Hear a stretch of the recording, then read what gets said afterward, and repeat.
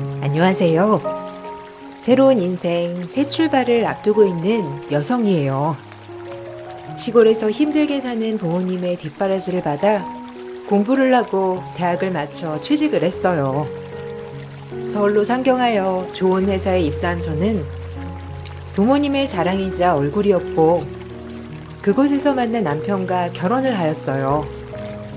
넉넉하지 않은 형편이었지만 그래도 아이 하나 낳고 셋이 살만한 정도였는데 대신 무조건 맞벌이를 해야 했어요.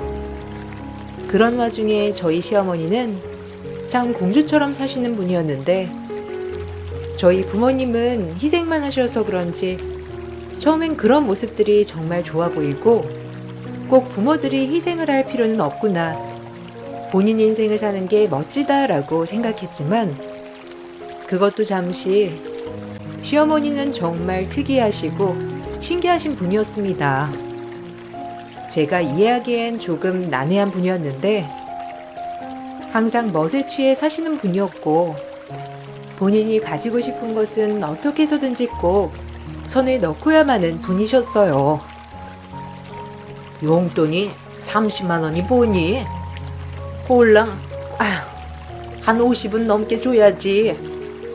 너 그렇게 짠순이처럼 굴지 마라. 다 애비가 번 돈이잖아. 어머님, 아파트 대출값에 애 학원비 그리고 관리비에 생활비까지 하면 솔직히 너무 빠듯해요.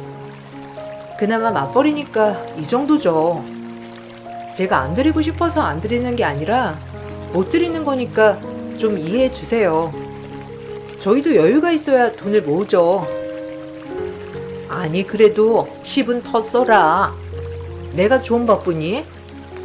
친구들 만나서 이것저것 쓰고 하는데 내가 맨날 얻어먹을 수가 있냐고. 너처럼 외모 관리 신경 쓰지 않은 애들은 몰라. 얼마나 돈 쓸 때가 많은 줄 아니? 그러니까 아끼지 말고 팍팍 나한테 쓰란 말이야. 항상 돈이 모자라는 시어머니셨고 워낙 씀씀이도 크시고 외적으로 굉장히 많이 가꾸시는 분이었기 때문에 늘 품위 유지 비용으로 모든 용돈을 쓰곤 하였죠. 그럴 때마다 늘 어머님은 저에게 용돈을 요구하였지만 이것저것 돈이 많이 들어가는 저희 집 형편으로서는 어머님을 감당해내기란 쉽지 않았어요. 그런 어머님은 늘 저에게 불만이 한가득이었어요. 엄마, 못 보던 옷이네. 옷 샀구나. 예쁘다. 잘 어울려. 돈 좀 주고 샀겠는데 굉장히 옷이 고급스러워 보여. 그럼 이게 얼마짜리인 줄 아니? 백화점 한정판으로 산 거야. 어때? 클래스가 다르지? 이래서 백화점 옷을 입어야 돼. 당신도 좀 보고 배워. 엄마 옷 입는 센스라던가. 보는 눈이 얼마나 높아? 오히려 젊은 당신보다도 훨씬 낫다. 우리 형편이 빠듯하니까 그렇지. 아무리 둘 다 대기업 다니면 뭐해? 한 달에 이렇게나 나가는 돈이 많은데 나까지 백화점 옷 사입으면 집 거덜나겠다. 당신 가능하겠어? 나도 꾸밀 줄 몰라서 안 꾸미는 거 아니야. 그렇게 얘기하지 마. 할머니 옷장 가면 새 옷 엄청 많아. 어제도 할머니 백화점 다녀왔죠. 저도 데려가세요. 구경 가고 싶단 말이에요. 할머니보다 엄마가 더 할머니 같아. 할머니는 맨날 화장하고 예쁜 옷 입고 놀러 다니는데 엄마는 맨날 똑같은 옷만 입고. 어머머, 얘는 무슨 새 옷이 많다고.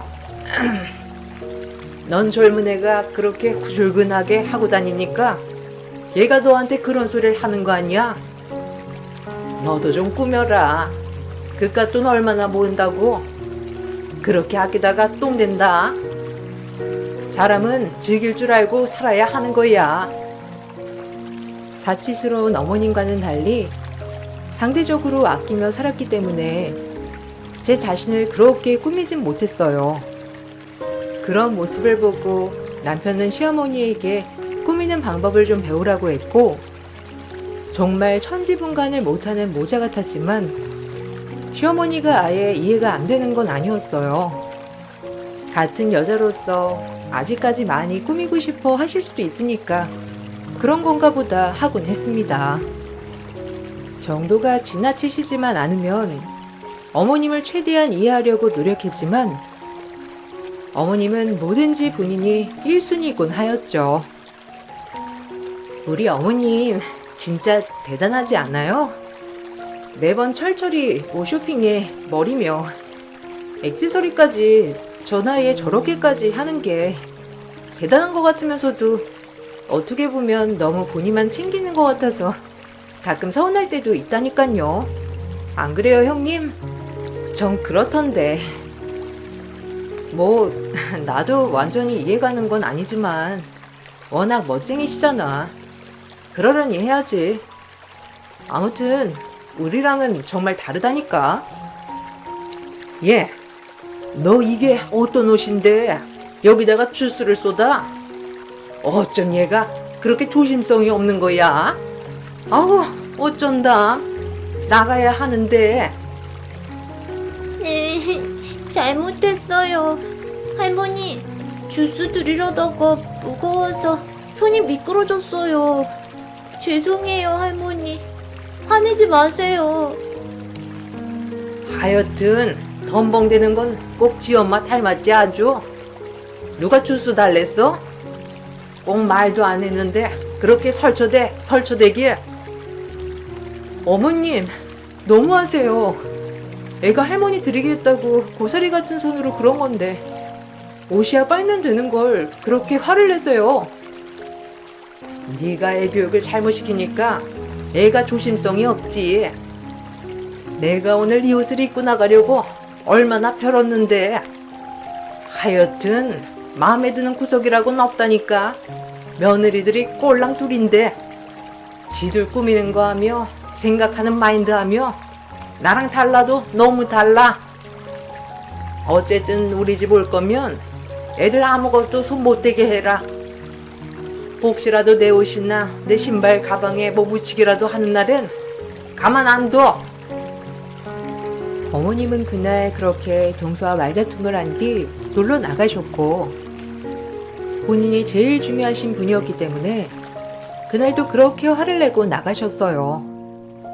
동서는 매우 화나했지만 어머님이 원래 그러신 분이니 그냥 씩씩대고 말더라고요. 저 역시 동서 같은 마음이 많이 들었어서 동서의 마음을 충분히 이해했고, 그러고 나서 원래도 외적으로 많이 꾸미시는 어머님이었지만 요즘 들어 지나쳐도 너무 지나치다 싶은 마음이 들더라고요. 용돈도 모자랐는지 남편의 신용카드를 가져다가 돈도 엄청 쓰셨고요. 당신 어머님 이번 달에 얼마 쓰셨는 줄 알아? 자그마치 170만 원이야. 진짜 우리 형편에 이건 아니지 않아? 혜진이 발레 다니고 싶다는 것도 못 해주는 마당에 나이든 어머님이 나가서 턱턱 170만 원씩 긁는 게 말이 되냐고. 당신이 어머님한테 얘기 좀 해. 이건 진짜 아닌 것 같아. 우리가 무슨 떼돈 버는 부자도 아니고. 나 진짜 계속 이런 거 못 참아. 언제까지 참아야 해? 엄마 예전에 많이 못 살고 힘드셔서 그래. 내가 이런 거라도 해줘야지. 아들이 돼가지고 이런 것도 못 해주겠어? 정도껏 하라는 거야. 누군 우리 엄마한테 못 해주고 싶어서 그래? 지난달 엄마 생신 때 홀랑 용돈 10만 원 드렸어. 어머님 카드값 갚느라 그것도 겨우 드린 거야. 카드값 갚는 사람 따로 있고 쓰는 사람 따로 있지? 나 진짜 너무 힘들다. 엄마한테 용돈 매번 드리지도 못하는데 생신 때마저도 난 우리 주머니 사정 봐가면서 드려야 해? 내가 돈을 왜 버는 건데? 이 말 무슨 말인지 알았는데 엄마한테 뭐라고 하지 마. 내가 알아서 할 거니까. 만약 엄마한테 눈치 주면 가만 안 둬. 우리 엄마 충분히 들으셔도 되는 분이야. 내가 천천히 엄마한테 얘기 들을 거니까 네가 나서서 뭐라고 하지 마. 알겠지? 씀씀이가 점점 커져가는 어머님이었지만 남편은 그걸 그냥 보고만 있었어요. 속이 터지는 게 한두 번이 아니었고 어머님은 거기에 더불어 남자친구까지 만드셨는지 남자친구를 만나서 오히려 본인이 돈을 더 펑펑 쓰고 계셨던 거예요. 있는 척 하려니 돈은 모자라고 그러니 한없이 남편을 닥달하고 그러다 결국 남편의 신용카드까지 가져다가 쓰시게 된 거죠. 명의만 남편 카드였지 제가 월급이 훨씬 많았기 때문에 빚을 갚게 되는 건 저였고 남편의 카드가 연체되면 신용에도 문제가 생기게 되니 매번 카드값을 갚으면서 한숨이 턱턱 나왔습니다. 아무리 얘기를 해도 달라지지 않는 현실에 솔직히 짜증도 많이 나더라고요.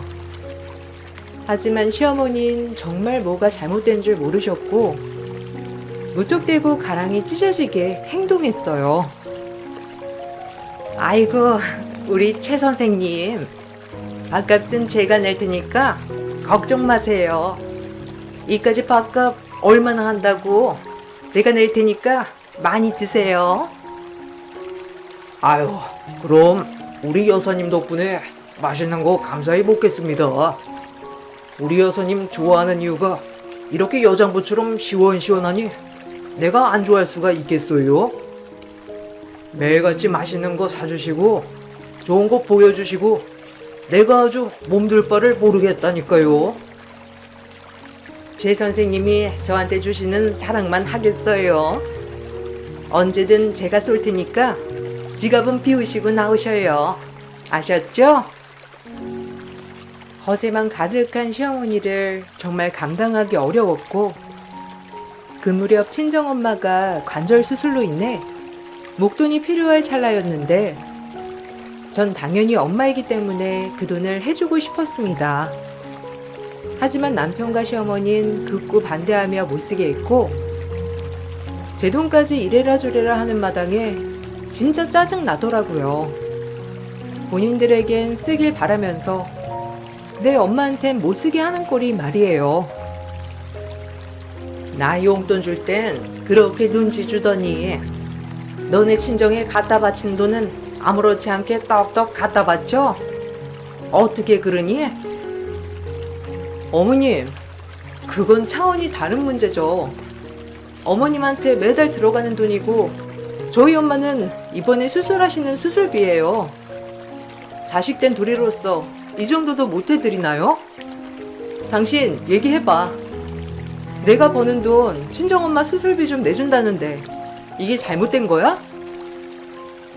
한두 푼도 아니고 솔직히 결혼했으면 넌 이 집 사람이지. 장모님 꼭 수술하셔야 한대. 무릎 그거 고질병인데 해도 어차피 효과 없대. 내 주변 사람들도 수술했는데 효과 하나도 없다더라. 다 돈 낭비하는 거지. 그러니까 하지 마시라고 그래. 와, 진짜 너무한다. 난 무조건 엄마 수술시켜 드릴 거고 내가 버는 돈이니 아무도 나한테 터치할 생각 마. 그리고 어머님이랑 당신 진짜 너무하네요. 어떻게 제 엄마 일에 나 몰라라.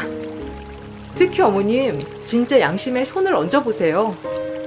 그렇게 매번 돈 가져가시고 카드를 그렇게 써대면서 저희 엄마 아프신 수술비를 못 드리게 하는 게 말이 되나요? 입장 바꿔서 제가 어머님한테 그런다고 생각해보세요. 이건 진짜 아니지 싶네요. 어머님, 저 진짜 어머님한테 정말 이렇게 섭섭할 수가 없어요. 너무 서운했고 내가 그동안 시어머니를 내 엄마처럼 왜 모시기로 생각했나 싶었어요. 그리고 전 친정엄마 수술비를 보태드렸고 오히려 제가 수술비를 보태드리자 시어머님은 저에게 더 큰 용돈을 요구하시더라고요. 기다렸다는 듯이 당당하게 화를 내시며 달라고 하셨는데 정말 힘들었습니다. 배보다 배꼽이 더 큰 어머님한테 모든 걸 맞추기란 쉽지 않았고 지쳐가는 하루하루였어요. 마음 같아선 시어머니의 허세를 감당하기 어려워 다 포기하고 나오고 싶었지만 그 부분만 빼면 정말 제가 생각하는 완벽한 가정이었기에 미련하게 계속해서 참았던 것 같아요. 그래, 꾸미는 걸 저렇게 좋아하시는데 어쩌겠어 라는 마음으로 말이죠. 네 엄마 수술비 몇백 할 거 아니야. 나한테 몇십 주는 게 그리 아깝니? 나 오늘 놀러 나가야 하니까 10만 원만 보내라. 애비한테 얘기하니까 생활비는 네가 관리한다며. 너한테 달라고 하라던데 애비가 기눌리지 말고 당당하게 받아내라고 하더라. 어머님, 저번 주에 돈 드렸잖아요. 도대체 그 돈은 다 어디다 쓰시길래 매번 제 얼굴만 보면 돈 타령을 하시는 거예요? 어머, 얘, 내가 나 혼자 좋자고 쓰는 줄 알아? 혜진이랑 네 조카랑 내가 오랜만에 데리고 나가서 바람 쐬주려고 하지. 무슨 내가 나만 생각해서 돈 달라고 하는 줄 아나? 혜진이랑도 오랜만에 시간 보내고 싶어서 그래. 할머니로서 해준 것도 없고. 정말요? 어머님이 웬일이세요? 애들 생각도 다 해주시고. 그럼 저야 감사하죠. 가뜩이나 요새 주말에 계속 특근인데. 그러니까 네가 찬조를 좀 해줘야지. 너희 애랑 네 동생애 데리고 놀러 가는 건데 모처럼 내가 스트레스 풀어줄 테니까 걱정 말고 찬조나 해. 네 동서 보고도 하라고 해야지. 나도 마냥 나만 생각하는 사람 아니다. 그러니까 너무 그렇게 보지 마. 어머님한테 정말 많이 지칠 때쯤 어머님은 처음으로 아이들을 데리고 놀러 가겠다고 했어요. 할머니로서 처음 손주들을 챙기는 것 같아 놀라기도 했고 내가 모르는 어머님의 면모가 있는 것 같아 조금은 놀란 마음이 들었어요. 그래서 저와 동서가 어머님께 찬조도 해드리고 고마운 마음으로 아이들을 맡겼더니 어머님은 신나게 아이들을 데리고 놀러 나갔고 아이들도 참 좋아했어요. 할머니랑 연주랑 이렇게 셋이 놀러 가니까 너무 좋아. 처음으로 할머니랑 이렇게 놀러 가는 거잖아. 얘기했어야지. 그렇게 좋아? 할머니랑 연주랑 오늘 맛있는 거 많이 먹고 재밌게 놀다 와, 우리 딸. 엄마도 가면 좋은데 주말에 출근을 해야 해서. 얘는 내가 할머니인데 뭐가 걱정이야. 재밌게 놀다 올 테니까 걱정 마라. 자, 얼른 출발하자. 재밌겠지? 어서 가자. 근데 어디로 가시는 거예요? 어머님 차도 없어서 대중교통 타고 다니시려면 힘드실 텐데. 제가 태워다 드릴까요? 아니다. 애들이랑 이런 것도 추억이지. 걱정 말고 넌 일이나 해. 주말에도 회사 바빠서 미쳐버리겠다며. 신경 쓰지 마. 그렇게 아이들은 어머님과 재미나게 놀러 나갔고 어머님도 아이들을 데리고 놀러 나가기 시작하니 본인도 재미나고 기분이 좋았는지 주말에 종종 저와 동서가 일을 할 때면 아이들을 데리고 외출을 하였죠. 매번 어머님이 너무한다고 생각만 하고 있었는데 이 모습을 보니 사실 좀 죄송하더라고요.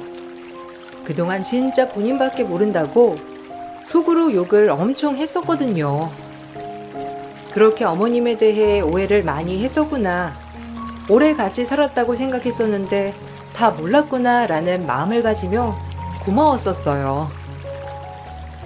요즘 엄마가 애들 데리고 꽤 많이 나가시는 것 같은데 용돈 좀 올려드려야 하지 않아? 노인네가 얼마나 힘들겠어. 우리 형편에 지금 어머님 카드값에 용돈까지 올리면 관리비도 모자라겠다. 나도 어머님한테 너무 감사하긴 한데 다음 달에 성과금 나오니까 그때 어머님 따로 챙겨드리던지 할게. 자기랑 나도 요새 특근 때문에 바쁜데 혜진이 저렇게 잘 놀고 다니는 거 보니까 너무 감사하더라. 그래도 할머니 노릇도 잘하시려고 하는 것 같은데 내가 너무 오해한 것 같아. 우리 엄마가 표현을 안 해서 그렇지 얼마나 생각이 깊으신 분인데 이제라도 당신이 알아서 다행이다. 앞으로 잘 지내봐.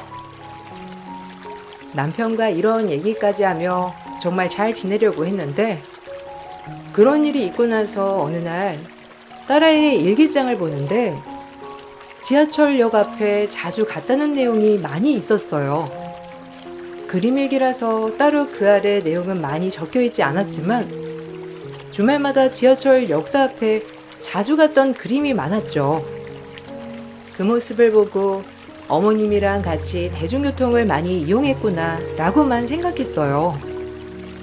그리고 한 달 정도 지났을 무렵 가족 행사가 있는 날이었고 방어초를 맞아 어머님이 드시고 싶다고 하신 모든 횟감을 떠서 시댁에 방문하였습니다. 그곳에서 전 놀라운 광경을 목격하였고 그 모습을 목격하자마자 사색이 될 수밖에 없었어요. 동서, 지금 뭐 하는 거야? 뭔가 오해가 있는 것 같은데 흥분 좀 가라앉혀. 하극상이야? 위아래도 없어? 이게 뭐 하는 짓이야? 아, 이거 놓으세요. 저 절대 그냥은 못 넘어가니까. 형님도 이 얘기 들으면 절대 가만히 있지 않으실 거니까 저 말리지 마요. 가족 행사날 일찌감치 횟감 떠서 시댁에 가니 시모 머리를 쥐어뜯고 있던 동서였어요. 너무 놀라 말리는 와중 순간 동서가 내게 외친 한마디에 정말 횟감이고 나발이고 모든 걸 던지고 달려가 시모의 뺨을 찰지게 날려버렸습니다. 아, 뭐? 앵벌이? 아, 당신 도른 거 아니야? 아니 어떻게 할머니가 돼가지고 손녀들 앵벌이를 시킬 수가 있어요? 돈에 미쳐도 단단히 미쳤죠. 지금 애들한테 그 돈 뜯어가서 본인 옷 사고 머리하고 남자친구 만나러 다니는 게 말이 돼요? 심지어 하루 종일 김밥 한 줄만 주고 이거 다 못 팔면 오늘 엄마 아빠 보러 집 못 간다고 아빠까지 하더래요. 애가 얼마나 무서웠으면 저한테 말도 못하고 울면서 간신히 말하겠어요. 혜진이한테도 물어보세요. 애들이 엄마 아빠랑 헤어지는 줄 알고 말도 못하고 매번 주말마다 억지로 따라 나섰나 본데 저 진짜 못 참아요. 인간이 어떻게 그러냐고요, 형님. 제가 너무한 거예요? 아니, 니들 지금 나한테 이러고도 너네가 무사할 줄 알아? 어디서 빼어먹은 버르장머리야? 나 오늘 일 가만 안 있어. 네, 사실은 이러했습니다. 어머님은 돈을 쓰다 모자라고 더 이상 돈 나올 방도가 없자 손녀들을 데리고 CD며 이상한 물건들을 받아다가 지하철 역사에서 앵벌이를 시켰던 거예요. 그러고 나서 나온 수익은 본인이 챙겼고 추운 겨울이었음에도 불구하고 손녀들을 하루 종일 바깥에서 썰게 하였어요. 아이들이 장사를 하고 있으면 본인은 남자친구를 만나러 가거나 근처 커피숍에서 커피를 마시며 손녀들이 돈을 벌어올 때까지 기다렸다고 하였는데 이 모든 사실은 동서의 딸 제 조카가 폭로하였다고 했죠. 할머니랑만 나갔다 오면 손발 얼음장에 피곤해하고 힘들어해서 물어보니 할머니가 말하지 말랬다고만 하고 내가 오죽하면 뒤를 밟았겠어요? 그러고 나서 물어보니까 옷까지 아주 못 사는 애들처럼 갈아입히고 앵벌이 짓을 시켜? 당신이 그러고도 할머니예요? 저 진짜 이대로 못 넘어가요. 남자에 미쳐도 유분수지. 그렇게 돈 벌어서 그 남자 만나고파요? 진짜 어이가 없네. 그동안 내가 오해했을 거라고 나 자신을 탓했는데 손녀들을 데리고 지금 앵벌이 짓을 시켜요? 진짜 사람 아니다. 정말 정상적인 사람 아니라고요. 어떻게 그런 짓을 벌일 수가 있어요? 나 지금 손 떨리고 말도 안 나오는데. 얘네들이 왜 이렇게 쌍으로 덤벼? 그래, 얘네들 데려다가 좀 물건 팔게 시켰다. 왜? 내가 내 소녀들 데리고 사회생활 좀 가르치겠다는데 니들 왜 이래? 요새 애들은 아주 곱게만 자라서 이렇게 세상이 얼마나 험한지 좀 배워야지. 내가 그런 거 가르쳐 주려고 데리고 나간 건데 고마워하지는 못할 망정 지금 나한테 니들이 손찌검을 해? 나 가만 못 있는다. 시어머니는 말도 안 되는 소리를 하며 저희를 이상한 여자들 취급을 하였고 저희에게 똑같이 뺨을 날리셨죠. 그야말로 시어머니와 함께 육탄전이 시작된 거예요. 그리고 알게 된 사실은 시어머니는 저희 집을 담보로 저 몰래 남편 승낙을 받아 담보 대출까지 받게 된 사실을 알게 되었어요. 정말 더 이상은 간과할 수만은 없는 지경에 이르렀고 한계에 다다랐어요. 사회생활이요? 지금 이제 막 초등학교 들어간 애들한테 앵벌이 시켜서 나온 수익 가지고 놀러 다녔으면서 사회생활이라니. 형님, 이건 말로 안 끝나요. 어떻게 참아요? 저 정말 이대로 못 넘어가요. 이 짓을 글쎄 나갈 때마다 시켰대요. 그리고 이건 남편이 말하지 말랬는데 형님 집 담보대출까지 어머님이 받으신 거 아세요? 환갑이 한참 넘고 그저 놀기만 하는 사람이 대출 받을 일이 뭐가 있냐고요. 저도 이거 형님한테 말할까 말까 했는데 제가 비밀을 지킬 필요는 없을 것 같네요. 뭐라고? 아, 기막혀. 아니 진짜 정신병 아니에요? 이제 하다 대출까지? 와, 진짜 정상 아니다. 정말 치 떨린다. 정말 아직까지도 이해가 가지 않았는데 시어머니는 그 수익을 가지고 매번 본인의 남자친구를 만나러 다녔고 딸들에겐 이런 한 푼 주지 않았다고 했어요. 그리곤 절대 우리들에게 말하지 말라고, 그렇게 되면 아빠와 엄마는 살지 못한다고 했다고 하더라고요. 그리고 하다 집 담보대출까지. 그 말을 들으니 정말 더 이상 어머님을 보고 살 수 없겠다고 판단하였고 남편에게 모든 사실을 오픈했습니다. 그리고 저 몰래 대출을 받아준 얘기를 물으며 추궁을 하니 남편의 대답 또한 가관이었죠. 엄마가 무슨 생각이 있으시겠지. 아무렴 일부러 그랬겠소? 요즘 애들 오냐오냐 크긴 해서 그런 거 배워두면 좋긴 하지. 말 다 했어? 지금 혜진이 주말마다 나가서 앵벌이하고 들어왔는데 그게 아빠가 될 사람이 할 얘기야? 진짜 어이없네. 그리고 담보대출은 뭐야? 나 진짜 말도 안 나와. 영원히 비밀일 줄 알았니? 내가 모를 줄 알았어? 나 이해가게 설명해야 할 거야. 엄마가 필요하다고 하니까 받은 거지. 그 나이에 얼마나 외로우시겠어. 돈이라도 가지고 있어야지. 그리고 앵벌이라고 하지 마. 그냥 창조 경제라고 해. 우리 땐 다 나가서 돈 벌기도 하고 그랬는데 뭐. 드라마 육남매 모르냐? 넌 너무 깐깐해. 너도 비정상인 건 진작 알았는데 그 엄마한테 뭘 배웠겠냐? 이왕 이렇게 된 거 잘 됐어. 너랑도 끝장을 봐야겠다. 어차피 일어난 일 너랑 네 엄마 절대 안 변할 거고 우리 혜진이가 거기서 무슨 영향을 받으며 살까 두렵다 진짜. 끝이야. 그쵸?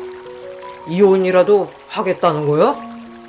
야, 우리 사내 부부야. 너 이혼하고 멀쩡하게 회사 다닐 수 있을 것 같아? 내가 왜 못 다녀? 네가 못 다니지. 유책사유가 니네 집구석인데. 어디 한번 해보자. 나 절대 안 넘어가니까 그런 줄 알아.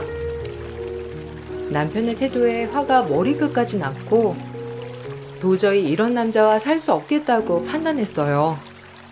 전 그 즉시 이혼 소송과 함께 시어머니와 남편에게 위자료 청구 소송을 이어갔고 그리고 시어머니를 경찰에 고발하였어요. 시어머니는 끝까지 경제관념을 알려준 것이 뭐가 그렇게 잘못이냐는 태도로 나왔고 대출 또한 다 본인이 알아서 투자하고 수익을 내줄 거라면서 말도 안 되는 헛소리를 짓거렸죠. 본인의 남자친구가 주식 박사라며 헛소리하는데 저 말고도 동서 또한 서방님과 이혼을 진행하였어요. 그 집은 다행히 서방님이 너무나도 미안한 마음에 순순히 이혼을 해주어서 협의로 끝이 났고 전 양육권 때문에 소송까지 이어지게 되었던 거예요. 소송을 진행하면서 판사님과 변호사님도 정말 기가 막혀 하셨는데 요즘 시대에 손녀들 앵벌이는 물론이고 며느리 몰래 아들을 꼬여내 집 담보대출을 받게 한 시어머니가 어딨냐며 혀를 차고 기가 막혀 하시더라고요. 아니 어떻게 본인 손녀들한테 그리고 이렇게 지하철 역사 앞에서 불법으로 노점상 차리는 것도 안 되는 거예요. 대출까지 진짜 가지가지 어떻게 참으셨어요 그동안. 일단 승산 충분히 있으시니까 저만 믿으세요. 힘내시고요. 그러게요. 뭐를 보고 여기까지 참았는지. 이제 애한테까지 그러니까 도저히 못 참겠네요. 남편 또한 정상이 아니고요. 아니 할머니가 돼가지고 경제관념 좀 심어준 게 그렇게 잘못입니까? 전제 며느리들이 이해가 안 가요. 어쩜 애를 그렇게 싸고 도는 건지. 변호사님, 제가 소녀들을 좀 가르친 게 이럴 일이에요? 이런 걸로 이혼을 한다니 이해가 안 가네 진짜. 그리고 대출은 우리 최 선생님이 주식 박사라 다 수익 걷어서 어른이 돈 불려줄 건데 정말 왜 못 기다리는 거야? 이러니 그 짓고를 못 면하지. 인생 한 방인데 진짜 어리석다. 좀 기다리면 내가 돈도 벌어다 줄 거고 애들도 딱 교육시켜 놓을 건데 참.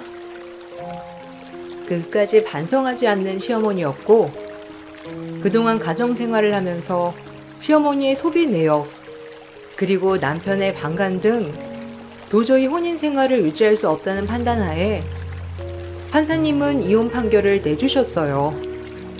그리고 전 위자료까지 받아낼 수 있었고 이런 아빠와 할머니에게 절대 아이를 맡길 수 없다는 판단하에 양육권과 치권 모두 제가 가져오게 되었답니다. 그럼에도 남편은 이해를 못하더라고요. 이게 이렇게까지 할 일이야? 진짜 100번 양보해서 엄마가 잘못했다고 하더라도 애들이 재밌으면 됐던 거 아니야? 재미? 혜진이한테 물어봤어? 억지로 했대. 너무 춥고 배고팠는데 엄마 아빠랑 같이 못 산다고 하니까 말도 못하고 한 거야. 그리고 애들은 그 추운 길거리에서 김밥 한 줄 던져두고 본인은 남자에 비쳐서 남자나 만나러 가고 그게 말이 된다고 생각하니? 네 엄마 생각하는 수준 딱 거기야. 그리고 너도 네 엄마 잘못했다고 인지 못하는 수준 또한 똑같고 내가 너랑 어떻게 사니? 너 볼 때마다 상식적이지 못하다고 생각이 들 텐데 어떻게 혼인 생활을 유지하냔 말이야. 됐고 이제 끝이니까 면접 때 빼곤 연락 마. 너도 네 엄마도 정신병자야. 내가 그걸 인지하지 못하고 그냥 참으려고만 했던 게 후회스러워. 함께해서 더러웠다 정말. 내 인생에 이혼은 없다고. 너만 참으면 될 일인데. 아, 그리고 엄마가 수익 내준대잖아. 좀 참아줄 수 없어? 말도 안 되는 소리를 하며 붙잡는 남편을 뿌리쳤고 저런 걸 믿고 결혼을 했다니 진짜 후회 막심이었고 그렇게 이혼을 했어요. 동서에게 듣기로는 어머님이 그 남자친구에게 갖다 바친 돈만 어마어마하다고 하더라고요. 카드값이며 용돈 모두 그 할아버지에게 탕진한 것도 모자라서 딸과 조카를 시켜 벌게 한 수익 또한 반 넘게 그 할아버지에게 갖다 줬다고 했어요. 그리고 제가 고소한 죄가 인정되어 어머님은 집행유예를 받았는데 그럼에도 본인은 왜 이게 죄가 되냐며 펄펄 뛰었고요. 저만 믿으세요. 아들 이혼했다고요? 아유 참, 이걸 못 기다리고 며느리들이 참 불같네요. 우리 여사님 속상하게. 그러니까요. 우리 선생님만 믿고 제가 다 투자한 건데. 근데 지금 일단 아들도 그렇고 저한테 돈 한 푼 안 주는데 혹시 제가 투자한 금액 중 일부라도 돌려받을 수 있을까요? 주머니에 한 푼도 없이 다니려니까 앞이 캄캄하네요. 어허, 좀 기다리시라니까. 성격 급하시네. 그리고 그 돈 다 묶어놔서 지금 당장은 못 줘요. 원래 부자 되기는 쉬운 게 아니죠. 아유, 그래도 며느리도 이제 없는 마당에 정말 돈 나올 곳이 없거든요. 대출빚도 갚아야 하고 조금이라도 안 될까요? 시어머니는 남자친구에게 돈을 갖다 바친 것도 모자라 수익도 못 내고 전전긍긍하고 있다고 했고 남편은 어머님이 진 빚을 갚으며 진짜 잘못되고 있구나라고 느끼고 있다고 했어요. 아무렇지 않고 지 엄마 잘못 없다더니 본인이 직격탄을 맞으니 속이 꽤나 타들어가는 남편이었죠. 이 모든 걸 제가 왜 혼자 짊어지려고 했는지 참 억울하기도 하지만 그래도 지금이라도 손절쳐서 다행이라고 생각해요. 그리고 어머님 때문에 아들들은 모두 이혼남이 되었는데도 불구하고 시어머니는 아직까지 본인 잘못을 모른다고 하더라고요. 오히려 우리가 유별나다며 동네 사람들한테 떠들고 다니지만 동네 사람들 또한 시어머니에게 등을 돌렸다고 했고 남편은 그렇게 본인 엄마 불쌍하다고 하더니 본인도 어머님 씀씀이가 감당이 되지 않았는지 어머님에게 그만 좀 하라며 요즘 모자 사이가 예사롭지 않다고 했어요. 참 자기 엄마한테 하는 효도는 셀프인데 모든 것을 제가 해주다 본인이 하려니 본인도 버거웠나 보더라고요. 정말 버겁고 암흑 같은 결혼 생활이었다고 생각이 들지만 그래도 지금은 거기에서 탈출해 제 인생을 찾아 나가고 있답니다. 이혼을 하고 그 집 꼴을 안 보고 사니 이렇게 제 월급이 여유 있었는지 지금에서야 알게 되었어요. 딸아이를 혼자 키우고 있음에도 불구하고 저희 친정엄마 드시고 싶은 거, 딸 하고 싶은 거를 모두 다 눈치 안 보고 해줄 수 있게 되었던 거죠. 지금은 정말 너무 행복합니다. 왜 이제 이혼했나 싶을 정도로 새 인생을 사는 것 같아요. 형님, 그래도 우리 종종 연락하고 지내요. 애들도 또래고 이런 얘기 어디서 하겠어요. 전 그래도 애아빠랑 좋게 끝내서 그나마 시댁 얘기 가끔 듣거든요. 제가 종종 얘기도 전해드리고 할게요. 우리 자주 만나서 이야기 나눠요. 그래, 우리 자주 만나자. 이런 얘기 어디서 하겠어.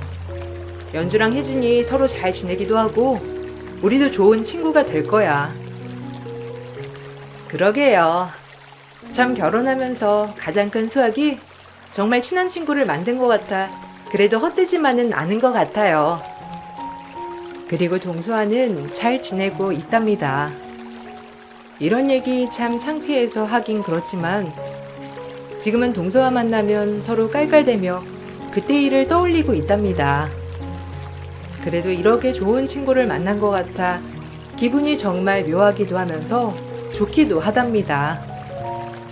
지나온 과거가 참 후회되긴 하지만 앞으로 펼쳐질 제 미래가 너무 기대되기에 이제 그만 후회하고 앞으로 나아가려고 해요.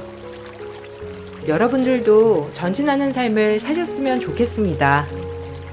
그럼 여기서 마쳐볼게요. 들어주셔서 감사합니다. 안녕하세요. 저는 50대 여자입니다. 18년 전에 전 남편과 이혼을 하고 현재는 좋은 사람 만나 행복하게 살고 있었습니다. 과거에 받았던 많은 상처를 지워버리고 현재의 남편과 그리고 이쁜 딸을 키우면서 잘 지내왔었는데 18년 만에 전 남편의 소식을 들었어요. 그리고 10달 품어 배 아파 낳았던 친딸의 얼굴도 보게 되었습니다.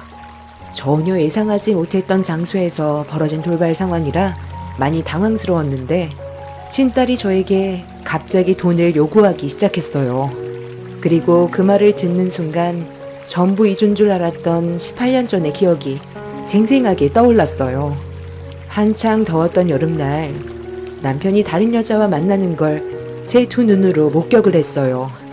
제 딸과 함께 시장에서 장을 보다가 배가 고프다는 말에 잠깐 분식집에 들어가려 했는데 건너편 상가에서 남편이 어떤 여자와 함께 장을 보고 있더라고요. 처음엔 남편이 아닌 줄 알았어요.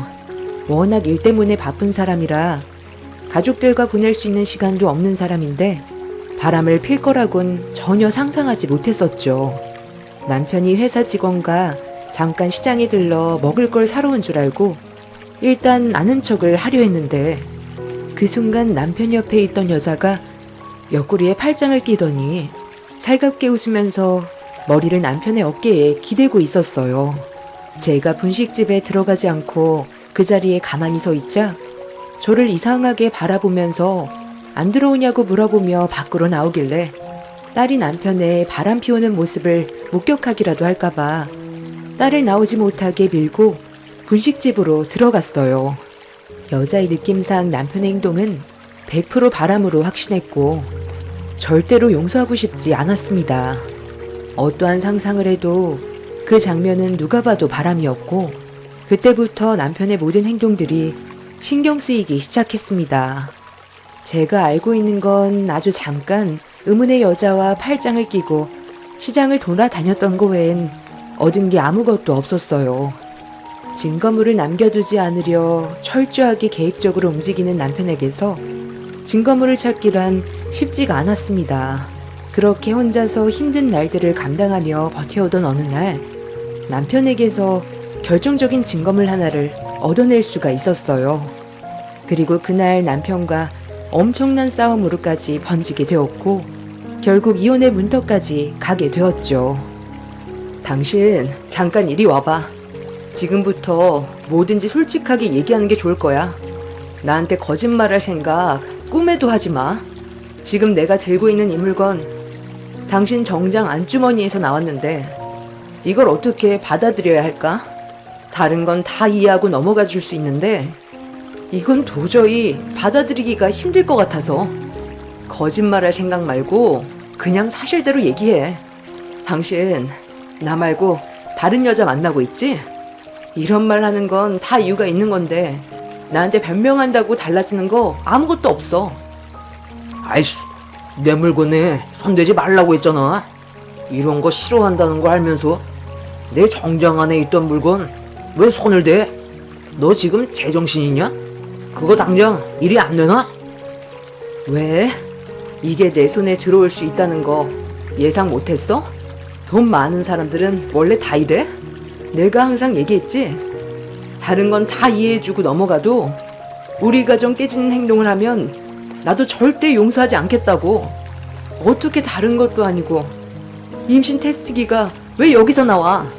흐린 것도 아니고 선명하게 딱 2줄인데 지금 이걸 본 내가 잘못 본 거라고 말할 수 있어? 앞으로 어떻게 할 거야? 당신은 이미 용서받지 못할 일을 저지른 걸 보면 이혼 생각이 있었던 거지? 아무래도 내가 재산이 많다 보니까 주변에서 나를 가만두지 않더라고. 당신이랑 결혼하고 아이를 낳아서 키운다 해도 그건 상관이 없는 것 같더라. 골키퍼 있다고 해서 골 안 들어가는 거 아니잖아. 모든 상황은 변화될 수 있는 거고, 사람은 변화된 환경에 맞춰서 살아가야 한다고 생각해. 당신이 지금 들고 있는 임신 테스트기, 당신도 알겠지만 임신 확실한 거고, 혹시 몰라 내가 보는 앞에서 그 여자가 테스트를 했는데 거짓말이 아니었어. 이미 내 아이를 가지게 되었고, 뱃속에는 내 핏줄이 자라고 있는 걸 알게 됐는데 그냥 모른 척 할 수는 없는 거잖아. 당신이 내 사생활에 대해 어디까지 알고 있는지 모르겠지만 원하는 걸 말해봐. 먹고 살 정도의 돈이 필요한 거야? 앞으로 새 출발을 하는데 적지 않게 위자료 쥐어줄 테니까 당신 갈 길 가면 되겠네. 어차피 나랑 같이 살고 싶지 않잖아. 그럼 보현이는 당신이 저지른 잘못된 행동 때문에 내 딸이 받은 상처는 어떻게 보상할 건데? 너는 나랑 함께 살아온 17년의 생활이 아무것도 아니었어? 당신이랑 함께한 시간들 당연히 소중했지. 지금도 소중하고, 네가 나랑 못 살겠다며 이런 나를 인정해주고 받아들여준다면 나는 너랑 이혼 안 하고 지금의 삶을 유지하고 싶은데 네가 받아들이면서 살 수 있겠어? 이게 힘들면 그냥 이혼하는 거고. 어떻게 할래? 17년의 결혼 생활 여기서 마무리 지을래? 아니면 그냥 넘어갈래? 어차피 둘 중 하나 선택해야 되는 거야. 이미 그 사람의 뱃속에는 내 핏줄이 자라고 있는데 억지로 해결할 수 있는 문제도 아니잖아. 남편의 당당함에 상처를 받기도 했지만 제일 큰 충격이었던 건 남편 정장 안에서 나왔던 임신 테스트기에 보이는 선명한 두 줄이 더 큰 충격으로 다가왔어요. 남편과 함께한 시간 동안 다른 여자를 만나고 있을 거라곤 전혀 상상하지 못할 정도로 믿고 살았는데 힘들게 이끌어온 내 가정이 한순간에 무너져 내릴 때는 남편에 대한 배신감에 눈물이 마르지 않았어요. 그런데 여기서 또 한 번 더 큰 충격을 받았던 건 남편과 저와의 사이에 균열이 생겼다는 걸 앞에서 전부 다 지켜본 딸에게 남편이 질문을 던졌어요. 이런 말을 꺼낸다는 것 자체가 아이한테는 상처인데 남편은 그런 건 아무런 상관도 하지 않았습니다. 보현아, 아빠 엄마가 서로의 생각 차이 때문에 떨어져서 살아야 될 것 같은데 보현이 너는 누구랑 살고 싶어? 아빠는 지금 현재의 가정을 깨고 싶지 않았는데 엄마는 현실을 받아들이기가 많이 힘든가 봐. 그래서 너도 결정을 내려야 될 것 같다. 엄마랑 살면 앞으로 네가 원하는 꿈을 펼치기에는 아무래도 금전적으로 부딪히게 되는 일들이 많이 있을 거야. 하지만 아빠는 네가 내 핏줄인 만큼 원하는 걸 뭐든 이루어줄 수 있게 최선을 다해줄 생각이거든. 아빠 옆에 있으면 부족함 없이 살아갈 수 있을 거고 남들한테도 무시당하는 일은 없을 거다. 아빠는 솔직히 고민할 것도 없을 것 같은데 아빠랑 함께 사는 게 인생에 도움이 되지 않겠어? 지금 보현이한테 그게 무슨 말이야? 한참 예민한 나이에 애가 상처받을 수 있다는 건 생각 안 해봤어? 원래 이렇게 이기적이었어? 그런 식으로 말하면 보현이가 당신한테 갈 것 같아? 생각 없이 뱉어대는 남편의 말에 화가 난 저는 얼굴에 손을 올리며 난리를 쳤는데 그 순간 뒤에서 제 딸이 저에게 소리를 질렀습니다. 그리곤 제가 보는 앞에서 남편의 손을 잡았어요. 딸의 돌발 행동에 당황해서 그 모습을 바라보고 있었는데 충격적인 한마디를 딸의 입에서 듣게 되었고 저는 그 말에 다리가 풀려 주저앉아 버렸습니다. 17살밖에 안 된 딸은 남편이 바람 피운 게 전부 제 탓이라면서 똑바로 행동하지 않아 남편이 바람을 핀 거라고 거침없이 말을 이어나갔습니다. 엄마는 조금의 잘못도 없다고 생각해? 엄마가 아빠한테 잘했으면 이런 일은 생기지 않았겠지. 무조건 아빠한테만 잘못을 돌리기 전에 엄마의 행동부터 되돌아봤으면 좋겠어. 당연히 아빠도 잘못이 없는 건 아니지.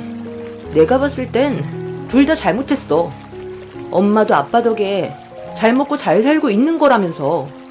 그전에는 입에 풀칠하는 것도 힘들었다고 나한테 현재의 삶을 감사하게 생각하라고 입이 닳도록 얘기하지 않았어?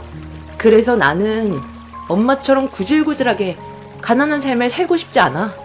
아빠가 모든 걸 다 해주겠다는데 내가 왜 그런 좋은 조건을 걷어차고 가난한 삶으로 돌아갈 수가 있겠어?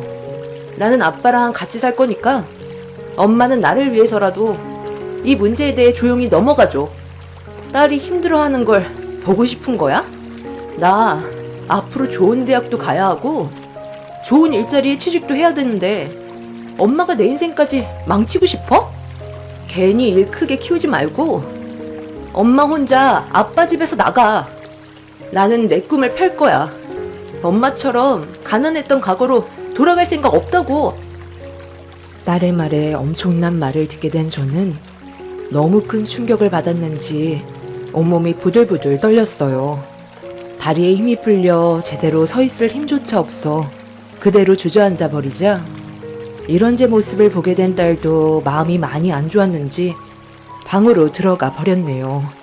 남편은 딸이 들어가자마자 저에게 모든 상황이 해결된 것 같다면서 조용히 위자료 받고 사라지라며 딸의 인생길까지 막지 말라고 다시 한번 강하게 못을 박았습니다.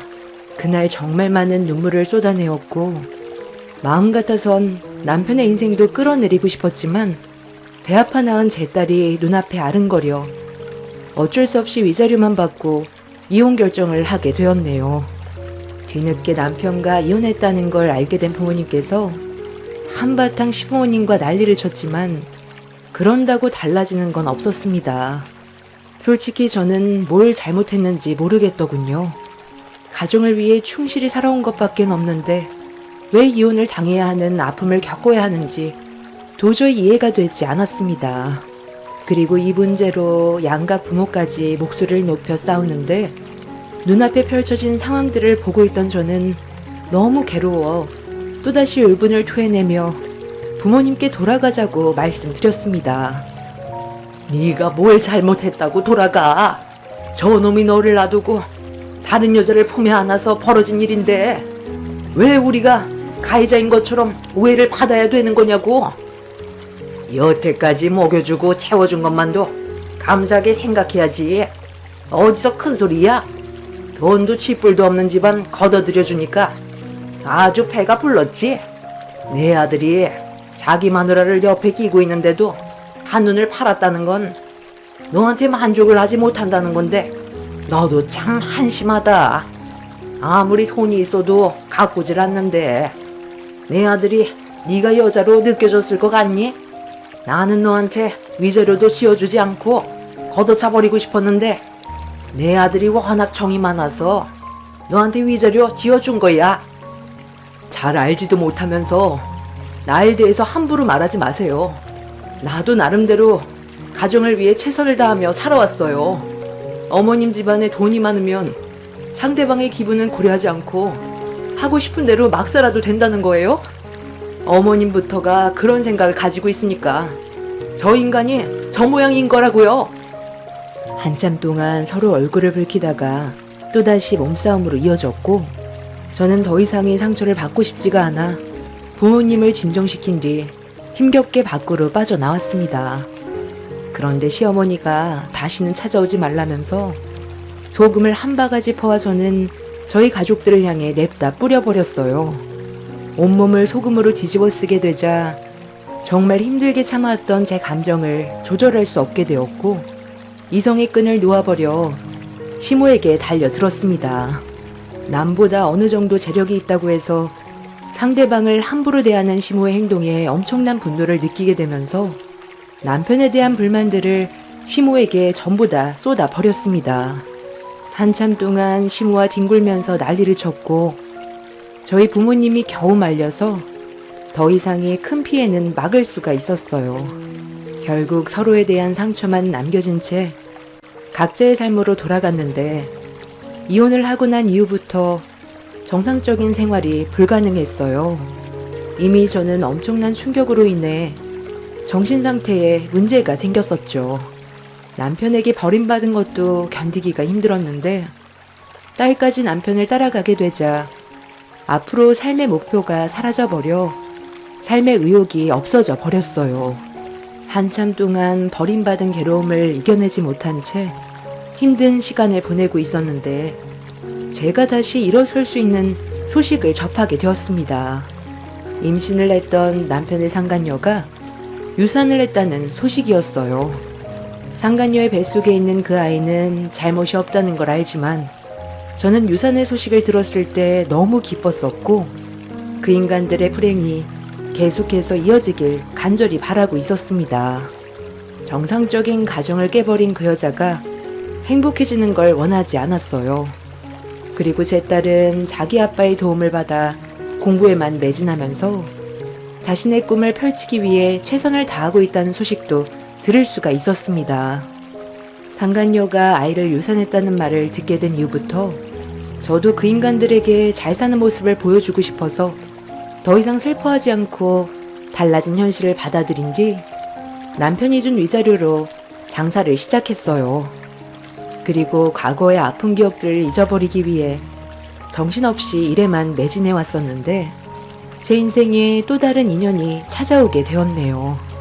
그 사람은 저와 반대로 아내에게 버림을 받은 사람이었어요. 그리고 전처는 태어난 지 얼마 되지 않았던 자기 친딸을 버리고 다른 남자와 새 삶을 꾸렸었죠. 저와 비슷한 상황들이 공감이 되었고 서로가 가진 아픔을 위로해 주다 보니 어느새 가까워지게 되었습니다. 그리고 저는 그 사람과 결혼까지 하게 되는 일이 있었네요. 한 번의 실패가 있었기 때문에 최대한 신중했었는데 시간이 지날수록 그 사람은 전 남편과는 많이 다르다는 걸 느껴왔어요. 그래서 새로운 시작을 결심하게 되었던 거고 다행히 제 선택은 옳은 길이었다는 걸 남편과 결혼 생활하는 동안 점점 더 많은 걸 느끼게 되었습니다. 서로를 위해주는 게 얼마나 행복한 건지 알 수 있었고 친엄마에게 버림받게 된 그 아이를 친딸처럼 받아들이며 한 가족이 되기 위해 많은 사랑을 주었고 정말 열심히 살아왔었습니다. 그리고 그런 시간들이 헛되지 않았다는 걸 지금까지 살아오면서 제 곁에서 언제나 한결같은 모습을 보여준 딸이 저에게 사랑을 줄 때 느낄 수 있었습니다. 전 남편과 이혼을 하고 저와 연을 끊어버린 딸에게도 버림을 받았을 땐 어떻게 살아가야 할지 한 치 앞도 안 보이는 앞이 막막하기만 했었는데 지금의 남편을 만나고 배 아파 낳은 제 친딸은 아니지만 그래도 저를 친엄마처럼 생각해주며 따라줘서 18년의 결혼 생활 행복하게 유지할 수 있었습니다. 그렇게 남은 제 인생은 더 이상 아픔이 아닌 좋은 날들만 가득할 줄 알았는데 어느 날 제 식당에 예상치 못한 손님이 찾아왔어요. 18년 전에 연을 끊었던 제 친딸이 제가 장사하는 식당에 어떤 남자와 함께 들어왔는데 저는 일이 너무 바빠서 못 알아봤지만 제 딸은 저를 알아봤는지 갑자기 아는 척을 했어요. 엄마 아니야? 아, 엄마 맞네. 와, 이게 얼마만이야? 우리 18년 만인가? 세월에 장사 없다더니 하마터면 못 알아볼 뻔했잖아. 엄마도 정말 많이 늙었네. 와, 내가 그때 엄마를 따라갔다면 나는 18년 동안 식당 일이나 하고 있었을 거 아니야. 일해서 줄을 잘 타야 한다니까. 그런데 어떻게 이런 곳에서 엄마를 다 만나냐? 자기야, 인사해. 우리 엄마야. 내가 우리 집안 과거에 대해서 얘기해 줬었지? 18년 만에 만난 엄마인데 너무 많이 변해서 소개해주기가 좀 창피하지만 그래도 자기도 우리 친엄마가 어떻게 생겼는지 궁금해했었잖아. 엄마, 우리 이번에 결혼해서 여기저기 정신없이 알아보느라 많이 힘들었는데 음식 좀 신경 써서 준비 좀 해줘. 오래간만에 만난 딸 밥 한 끼 제대로 차려줄 수 있잖아. 그럼 이 집에서 제일 맛있는 걸로 신경 좀 써줘. 우리는 저기 룸으로 들어가자. 그래도 돈 좀 꽤 버는 것 같네. 여기 동네가 꽤 잘 사는 사람들이 모여있는 곳인데 이런 곳에 음식점을 오픈할 정도면 돈이 꽤 들지 않았을까? 건물주도 아니고 상가 임대해서 음식 장사하는데 돈이 얼마나 있겠어? 내가 여기 말고 다른 곳에서 먹고 싶다고 했던 이유가 다 있었네. 어쩐지 느낌이 별로 안 좋더라. 불편해서 음식이 입에 들어갈지 모르겠다. 그래도 18년 만에 만난 딸인데 음식에 신경 좀 써주겠지? 나 입맛 되게 까다로운 거 알지? 18년 만에 갑자기 만난 딸과 마주했을 때 너무 당황스러워서 무슨 말을 꺼내야 할지 머릿속이 혼란스러웠어요. 긴 세월 동안 제 친딸도 많이 변해 있었고 전 남편한테 금전적인 도움을 많이 받았는지 그래도 꽤 성공한 듯 보였습니다. 과거의 안 좋은 기억들이 떠올라 순간적으로 힘들었지만 그래도 오래간만에 얼굴 보게 된 친딸이라 내칠 수도 없어 음식을 내어 주었어요. 저는 차마 얼굴을 보기가 좀 그래서 직원들이 서빙을 담당하고 있었는데 잠시 뒤 룸 안에서 소주병이 밖으로 날아와 벽에 부딪힘과 동시에 와장창 깨지는 충격적인 광경이 눈앞에 펼쳐졌습니다. 갑작스러운 돌발 상황이라 급하게 룸 안으로 들어갔고 흥분한 모습으로 얼굴을 붉히고 있는 딸의 모습을 보게 된 저는 무슨 일 때문에 소주병을 던졌는지 물어보았는데 딸의 입에서 나온 한마디에 너무 큰 실망을 했어요. 지금 이게 뭐 하는 짓이니? 밥 먹으러 왔으면 조용히 밥만 먹고 가면 되는 건데 왜 술병을 던지는 거야? 우리 종업원이 무슨 잘못이라도 한 거니? 갑자기 이러는 이유가 뭔데? 종업원 교육을 어떻게 시켰길래 서비스가 이 모양이야? 술 따라 먹기 귀찮아서 술 좀 따라보라고 시켰는데 얼굴 표정 싹 바뀌더니 여기는 술 따라주는 술집이 아니라면서 내 말을 무시하고 술병만 놓고 나가려고 하잖아. 월급 받는 주제에 어디서 자기 뜻대로 행동하려 들어? 내가 여기 식당 사장 딸인 거 몰라? 오래간만에 엄마 얼굴 봐서 좋게 넘어가려 하니까 별 거지 같은 게 사람 기분 다 잡쳐놓네. 나 오늘 이런 기분으론 그냥 못 넘어가겠는데? 돈 주고 음식 먹는데 우리가 왜 눈치를 봐야 하는 거냐? 이런 곳에 손님이 많은 것도 이해가 안 된다. 야, 그냥 일어나자. 기분 더러워서 음식 먹을 수나 있겠냐? 아니, 나는 오늘 여기서 모든 음식 전부 다 주문해서 먹을 거야. 그리고 저 종업원 퇴사 처리되는 것까지 보고 집에 들어갈 거니까 상황 악화시키고 싶지 않으면 당장 내 앞에서 무릎 꿇어. 엄마, 저 남자 지금 인상 쓰는 거 봤지? 저런 남자를 종업원으로 들이니까 장사가 잘 되겠어? 저기요, 지금 제 말 무시하는 거예요? 술 다시 가져오라니까. 기분 나쁘면 지금 당장 때려치우던가. 당신 같은 마인드로 일을 하면 식당이 흥할 수 있을 것 같아? 서비스업에 일하면 원래 이렇게 하는 거야. 똥맛 쓴맛 다 보면서 돈을 버는 직업이라고. 서빙만 해주면 다 되는 줄 알아? 내가 마지막으로 얘기하는데 당장 가서 술 가져와. 그만하지 못해? 너한테 줄 음식은 없으니까 당장 나가. 18년 만에 얼굴 봤으면 조용히 밥만 먹고 갈 것이지. 왜 남의 식당에 와서 행패야? 여기는 식당이지 손님 술잔에 술 따라주는 유흥업소가 아니라고. 너는 그때나 지금이나 세월이 흘러도 네 아빠 닮은 건 여전하구나. 나이를 먹을 만큼 먹었으면 어느 정도 철이 들어야지. 너희 아빠 닮아서 성격까지 고약한데 앞으로 어떻게 살아갈래? 엄마 몰래 바람 피운 그 여자랑 함께 사는 게 그렇게 행복하디? 아는 게 없으면 그 입 함부로 놀리지 마. 나 이래봬도 청담에서 알아주는 미술 강사야. 우리 아빠가 그동안 얼마나 힘들었는지 알아? 과거에 그 여자는 진작에 병들어 죽었어. 혈액암에 걸렸었거든. 나중에 안 거지만 임신했을 때 이미 혈액암을 앓고 있어서 유산이 됐던 거였어. 엄마는 그때 당시 내쳐줬으니까 유산 소식이 엄청 반가웠었겠지. 아빠랑 할머니, 할아버지는 그 소식을 듣고 상당히 힘들어 했었는데 지나고 나서 다른 여자 만나서 지금까지 잘 살고 있긴 하지만 아빠도 세월에 장사 없는지 지금 병원에 입원해 있어. 폐암에 걸려서 항암 치료 받고 있긴 한데 오래가진 못할 것 같아. 이런 내 기분을 엄마가 알고 있는 것도 아니잖아? 힘들어서 잘생긴 종업원한테 술 좀 따라보라고 시킨 건데 여긴 술집이 아니라고 딱 잘라 거절하면 내 기분이 어떻겠어? 식당에서 일하는 핫바리 주제에 손님인 나를 함부로 대? 그냥 조용히 밥만 먹고 가려 했는데 안 되겠네. 돈 좀 있는 대로 내놔봐. 기분도 안 좋은데 다른 곳에 가서 술 좀 사 먹게. 돈 좀 내놔 보라고. 아이씨, 내 말 안 들려? 우리 직원이 똑부러지게 행동했는데 뭐가 잘못됐다는 거야? 네가 어떤 삶을 살아오던 가정사가 어떻든 그게 나랑 중요한 문제야? 너한테는 밥 한 톨도 아까우니까 그만 행패 부리고 나가. 괜히 소란 피워서 일 크게 만들지 말고 조용히 나가라고. 그리고 두 번 다시 내 앞에 나타나지 마.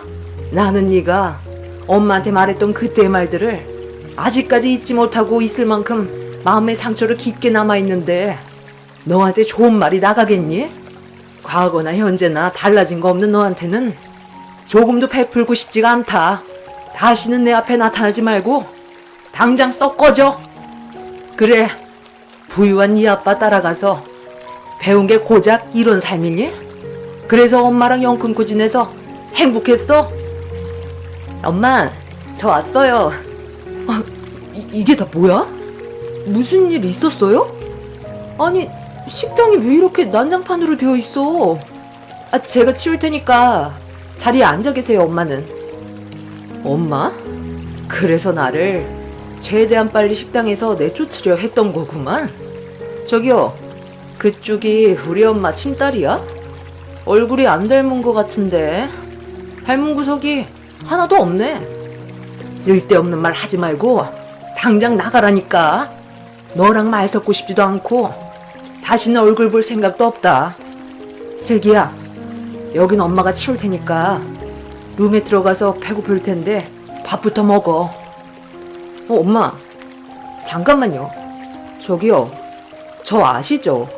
저는 그쪽 얼굴 기억나는 것 같은데 우리 어디서 봤죠? 아, 맞다.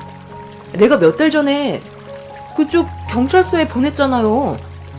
그때 아마 술 마시고 지나가는 노인분 눈앞에 거리적거린다고 인정사정 없이 막 발길질하길래 제가 엎어치기로 제압했던 거 기억하죠? 제 의붓딸의 말을 듣게 된 친딸은 갑자기 얼굴이 새하얗게 변하더니 과거의 기억이 떠올랐는지 온몸을 부들부들 떨기 시작했어요. 제가 몰랐던 말을 듣게 된 터라 어떻게 된 거냐고 물어보니 친딸이 앞에 지나가는 노인분이 거리적거린다면서 발길질을 하더니 사정없이 분풀이를 해서 제 딸이 그 모습을 발견하고 막았는데 자기한테도 발길질을 하길래 엎어치기로 제압을 한 뒤 경찰서에 넘겼었다고 그때의 상황을 설명했어요. 그리고 제 딸이 친딸 앞으로 다가가자 움찔거리며 뒷걸음질 쳤고 옆에 있던 남자의 뒤를 숨더니 그 남자에게 제 딸을 당장 눈앞에서 치워달라는 말에 남자가 제 딸의 멱살을 잡아 넘겨뜨리려 했어요. 하지만 제 딸은 꿈쩍도 하지 않았습니다. 그 이유는 어렸을 적부터 유도 선수 국가대표로 준비를 하고 있는 중이라 웬만한 남자보다 힘이 있었기 때문에 친딸 옆에 있던 남자는 제 딸을 제압하지 못했어요. 자기 몸을 건들자 화가 났는지 그 자리에서 엎어치기를 시전했고 그 남자는 허리를 부여잡으면서 괴로워하고 있었습니다. 제 딸이 다시 친딸 앞으로 다가가 멱살을 잡은 뒤 무서운 얼굴로 노려보는 순간 새하얗게 질린 얼굴로 거품을 물더니 그 자리에서 실수를 하더니 실신을 해버렸어요. 그렇게 친딸과 남자를 식당 밖으로 내쫓아버리면서 다시는 식당에 올 생각도 하지 말라고 소금을 한 바가지 뿌려버렸습니다.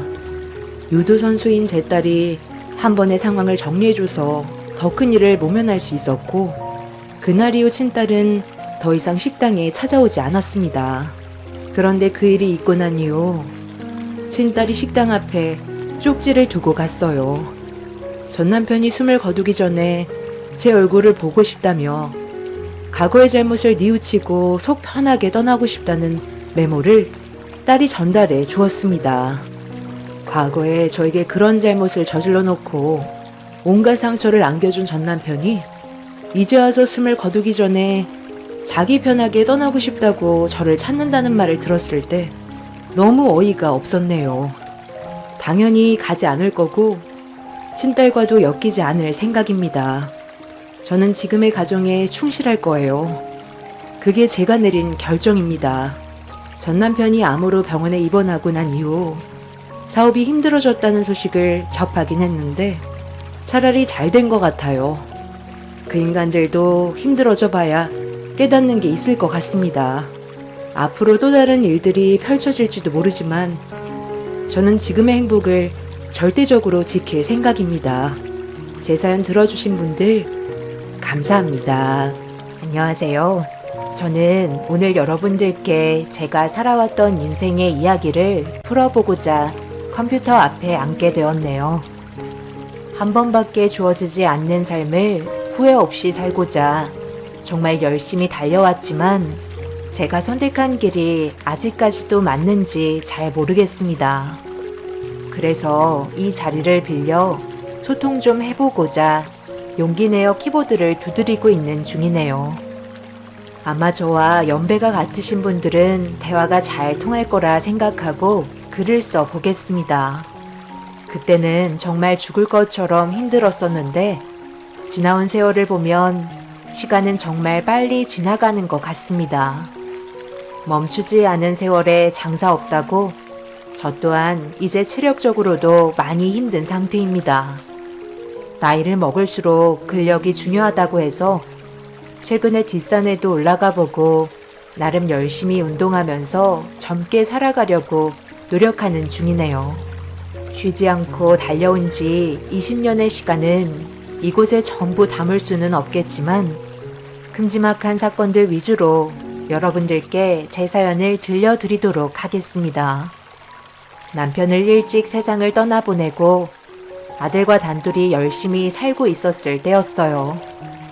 아들 퇴근 시간에 맞춰 저녁 준비하려고 장을 본 뒤에 집으로 들어가려 하는데 충격적인 광경을 목격하고 그 자리에서 들고 있던 장바구니를 떨어뜨리고 말았습니다. 설마 하는 마음에 아들을 기다리고 있었고 잠시 뒤 저와 눈이 마주친 아들은 제가 앞에 서 있을 거라곤 생각하지 못했었는지 흠칫 놀라며 급하게 자리를 회피하려고 했어요. 저는 떨리는 목소리로 아들과 옆에 있던 여자를 불러 조용한 장소에 들어가 어떻게 그곳에서 둘이 들어가고 나왔는지 진실을 들어야만 했어요. 지금 내가 본 게 맞는다면 아들 너는 엄마가 처음 본 저 여자와 단둘이 산부인과에 들어갔다 나온 거 맞는 거지? 내 눈을 의심하고 싶지만 둘이 걸어 나오면서 아들 너는 저 여자의 배를 쓰다듬어 주고 있었잖아. 그게 무슨 뜻인 거니? 엄마, 그게요. 이 사람 이름은 정미선이고요. 제가 진심으로 사랑하고 있는 여자예요.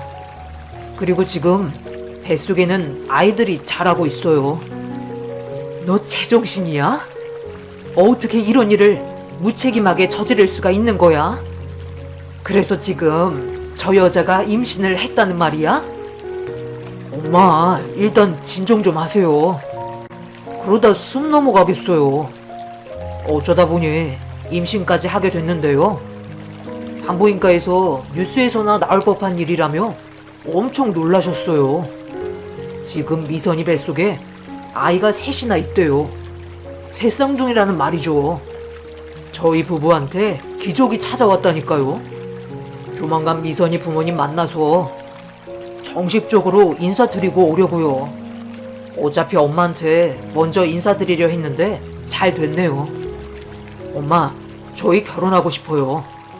앞으로 열심히 살아갈 테니까 허락해 주실 수 있으신 거죠? 어머님, 안녕하세요. 저는 정미선이라고 해요. 처음 뵙겠습니다. 석찬 씨한테 듣던 것보다 훨씬 젊으시고 상당히 미인이세요. 미선 씨, 내가 초면에 이런 말 하는 거 상처받지 않았으면 좋겠어요. 둘이 사귄 지 얼마나 됐는지는 모르겠지만 지금 상황이 엄청 심각하다는 거 몰라요? 미선 씨 부모님께서 이 사실을 알면 그냥 넘어가실 거라 생각하는 건 아니죠? 결혼하겠다는 확신은 어디에서 나왔는지 모르겠지만 뱃속에 아이가 있다고 해서 둘이 함께 할 수 있을지 그것 또한 장담할 수가 없어요. 어머님, 그건 걱정 안 하셔도 돼요. 저희 부모님 그렇게 꽉 막히신 분 아니시고 제 말 한마디면 아무 말도 하지 못하세요. 지금 하는 말이 얼마나 철이 없어 보이는 줄 알아요? 애 낳고 살림 차리는 게 어디 쉬운 줄 알아요? 지금 둘이 나이가 몇인데 이런 식으로 생각 없는 행동을 하는 거죠? 모든 건 절차가 있는 거예요. 두 사람이 정말 진심으로 사랑해서 결혼하겠다면 일단 양가 부모님 허락부터 받고 그 다음에 상견례와 결혼식을 올린 뒤에 계획해서 아이를 가져야 되는 거죠. 그런데 지금 둘은 그냥 앞뒤 싹 잘라버리고 임신부터 털컥했으니 어느 누가 달가운 시선으로 바라봐 주겠어요? 내 아들과는 어떻게 만났는지 모르겠지만 일단 미선 씨 부모님께 서둘러 이 소식을 알려드리는 게 좋겠어요. 그리고 어른들끼리 진지하게 대화 나눌 시간이 필요할 것 같네요. 오늘은 이만 집으로 돌아가고 나중에 다시 약속 잡아서 만나는 게 좋겠어요. 엄마, 미선이 임신했다니까요. 일단 잘 먹어야 돼서 오늘은 엄마 먼저 들어가세요. 저는 미선이 밥 먹이고 들여보낼게요. 아들은 제가 지금 얼마나 화가 치밀어 오르고 있는지 알지 못하고 있는 듯 했어요. 얼마나 심각한 상황인지 모르는 아들은 먼저 자리에서 일어나 저녁에 다시 대화를 이어나가자며 함께 앉아있던 여자를 부축해 주면서 밖으로 나가 버렸네요. 어이가 없어서 그 모습을 지켜보고 있는데 앞이 너무 막막했었어요. 그때 당시 아들과 살아가면서 이런 일들이 생길 거라고 전혀 예상을 하지 못했었기 때문에 복잡한 감정이 저를 힘들게 만들었네요. 화가 치밀어 오르면서도 한편으로는 철없는 여자의 뱃속에 아이들이 걱정이 되면서도 배신감 또한 복합적으로 밀려와서 이 일을 어떻게 정리를 해 나가야 할지 몰라 머릿속이 하얗게 변해버리고 말았습니다. 혼자 집에 돌아오는 길에도 너무 큰 충격에 헤어나오지 못해 몇 번이고 멍하니 서 있었네요. 그렇게 집에 도착해서도 한참 동안 거실에 앉아 아들이 오기만을 기다리고 있었고 늦은 저녁 시간이 돼서야 아들은 현관문을 열고 조심스럽게 들어와 제 눈치를 살피면서 옆자리에 앉았습니다. 그리고 아들은 열심히 살겠다고 저를 설득했어요. 엄마, 아까 많이 당황했었죠? 저도 숨기려 했던 건 아닌데 미선이가 몸이 이상하다는 말에 혹시나 해서 산부인과에 가본 거예요. 그런데 새 쌍둥이라는 말을 듣게 된 거였죠. 저희도 처음 산부인과에 가봤어요. 점점 배가 불러오기 때문에 하루라도 빨리 미선이네 부모님 만나서 결혼 허락받고 가정을 꾸리는 게 제일 좋은 방법 같은데 엄마도 그렇게 생각하고 계시죠? 석찬아, 너는 어떻게 그 나이 먹고 일을 이런 식으로 처리하는 거니? 너 만약에 미선이라는 그 여자 집안에서 결혼 반대하면 그땐 어쩔 건데? 그리고 네가 지금 능력이 있는 것도 아니고 그냥 일반 회사에서 겨우 입에 풀칠할 정도의 월급 받아가며 살고 있는 걸 그 집안에서 좋아할 것 같아? 딱 봐도 대학생인 것 같은데 그 집안은 우리와 다르게 잘 사는 집안 아니니? 딱 봐도 부모님께서 애지중지하면서 키워온 것 같은데 한순간에 청춘을 잃어버리게 생겼는데 그 여자의 부모님께서 널 가만두겠어? 그런 거 각오하고 있어요. 너무 걱정하지 마세요. 열심히 살면 분명 좋은 결과 올 거고, 저는 집안의 가장이 될 마음의 준비가 되어 있어요. 엄마가 그렇게 걱정하실 만큼 저는 약하지 않아요. 아빠 일찍 세상 떠나시고 지금까지 봐오셨잖아요. 아들은 무조건 잘할 수 있다는 말만 반복하며 저에게 믿음을 주려 했지만 불안한 마음은 쉽게 떨쳐낼 수가 없었네요.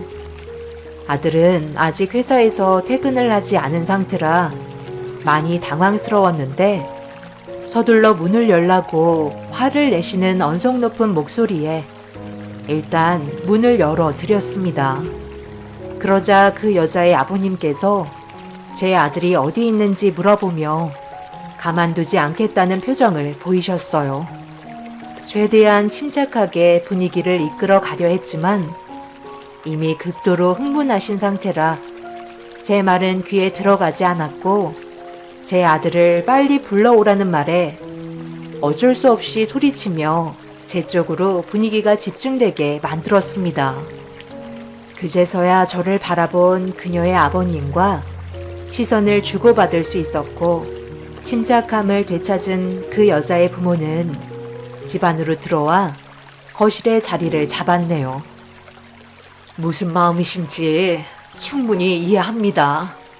제 아들이 분명 잘못한 건 맞지만 그쪽 따님도 잘한 건 없다고 생각하네요. 서로 사랑해서 실수한 거니 현실을 받아들여줘야 한다고 생각해요. 지금 상황에서 선택할 수 있는 게 뭐가 있겠어요? 그래서 지금 그쪽 집안의 아들과 제 딸의 결혼을 허락해 달라는 말이에요? 일부러 내 딸 임신시킨 거 내가 모를 줄 알아? 미선이한테 들어보니까 별것도 없는 집안에 보잘것없는 직업을 가지고 있더구먼. 그런데 내 딸을 감히 넘봐? 저희 집안이 어떻고 제 아들이 뭐가 모자라다는 거죠? 지금까지 열심히 살아온 아들이 왜 욕을 먹어야 하는지 모르겠네요. 미선이가 지금 얼마나 중요한 시기인지 알아요? 대학 졸업하고 의사가 되어야 하는데 그쪽 아들 때문에 내 딸 인생에 위기가 찾아왔다고. 뱃속에 애가 하나도 충격인데 셋이 말이 된다고 생각해? 오늘 그 놈은 내 손에 끝장날 줄 알아? 말이 너무 심하시군요. 서로 합의하에 이루어진 건데 왜 내 아들만 죄인 취급하시는지 모르겠네요. 지금 이런 분위기로는 대화 자체가 이루어질 것 같지 않으니 나중에 다시 얘기하는 게 좋을 것 같네요. 그만 저희 집에서 나가주셨으면 좋겠어요. 두 부모는 제 아들을 가만두지 않겠다며 난리를 치기 시작했고 좀처럼 가라앉지 않는 분위기는 심각한 상황으로 전개되어 가고 있었어요. 그러던 도중 이 소식을 전해 들었는지 아들이 회사에서 근무하고 있어야 할 시간인데 집으로 찾아왔고 아들 뒤에는 여자가 모습을 숨기며 고개만 내밀고 있었어요. 둘이 함께 온 모습을 보게 된 저도 당황했지만 그녀의 아버님께서 아들을 보자마자 곧바로 달려가 멱살을 잡은 채 가만두지 않겠다며 분노한 눈빛으로 노려보고 있었고 아들은 용서를 구하고 있었네요. 결국 모두가 한자리에 모여 진지하게 대화를 이어나가던 도중 여자의 부모님께서 뱃속에 있는 아이의 존재를 없애라고 충격적인 말을 꺼내셨습니다. 거침없이 얘기하시는 그녀의 아버님은 앞으로의 미래만 생각하라며 말도 안 되는 조건을 내미셨네요. 지금 그게 따님한테 할 말인가요? 어떻게 뱃속에 있는 아이를 지우라는 말을 할 수가 있는 거죠? 당신들이 그러고도 부모예요? 그럼 그쪽이 내 딸의 인생을 책임져 줄 거야? 의사가 되려면 정말 많은 것들을 준비해야 되고 앞으로 해야 될 일들이 얼마나 많은데 뱃속에 있는 아이들 때문에 내 딸의 인생을 망치라는 거야? 미선이 너는 아빠 말대로 움직이거라. 뱃속에 있는 아이가 세상에 태어나는 순간 너는 평생 그 그 아이들의 식모 생활만 하는 거라고. 아직 꽃도 피우지 못한 나이에 자식을 한 번에 셋이나 난다는 게 말이 된다고 생각하니? 네가 만약에 아이를 낳는다고 하면 아빠 엄마랑 인연 끊는 걸로 받아들이마. 그렇게 되면 어떻게 되는지 잘 알고 있지? 두 번 다시 너를 찾지 않을 테고 지금 미선이 네가 누리고 있는 금전적인 것들과 함께 관련된 모든 걸 전부 다 끊어낼 거다. 앞으로 상상할 수 없을 정도로 궁핍해지고 네가 그동안 누려왔던 것들은 아무것도 할 수가 없다. 그런데도 아빠 말 안 듣고 저놈이랑 함께 할 거야? 뒤늦게 현실을 깨달았을 때 그때는 미선이 너 주위에 도와줄 사람은 아무도 없을 거다.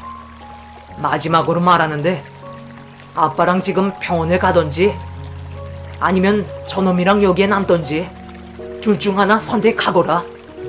어떻게 할래? 너에게 많은 시간을 줄 수가 없다. 이 집에 머물러 있는 것도 끔찍하니까. 아빠, 저는 석잔 씨 정말 사랑하고 있어요. 제발 부탁이에요. 여러 가지 방법은 많잖아요. 꼭 이렇게까지 극단적인 선택을 해야만 할까요? 아이도 낳고 의사가 될 수 있게 공부도 열심히 하면 되잖아요. 부탁드릴게요. 저는 아무것도 놓치고 싶지 않아요. 여보, 더 이상은 대화가 통할 것 같지 않아요.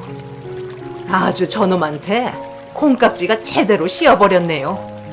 그냥 쓰레기 같은 이 집에서 지질이 궁상처럼 살라고 하세요. 그냥 딸 하나 없던 셈치고 살면 되는 거죠. 저는 이쪽 집안과 사돈 맺고 싶지 않네요. 아버님, 어머님, 정말 열심히 노력하는 모습 보여드리도록 하겠습니다. 그러니 딱 한 번만 기회를 주시면 안 될까요? 자네, 기회라는 말 함부로 입에 담는 거 아닐세. 그런 것도 어느 정도 가능성이 있는 사람들한테나 해당이 되는 거지. 능력도 없고 아무런 계획 없이 흘러가는 대로 몸을 맡기고 살아가는 자네는 인생 자체가 실패작인데 무슨 기회가 있겠나? 결국 조금도 좋아질 수 있는 가능성조차 열지 못한 채 그녀의 부모님은 자리에서 일어나 집으로 돌아가셨습니다.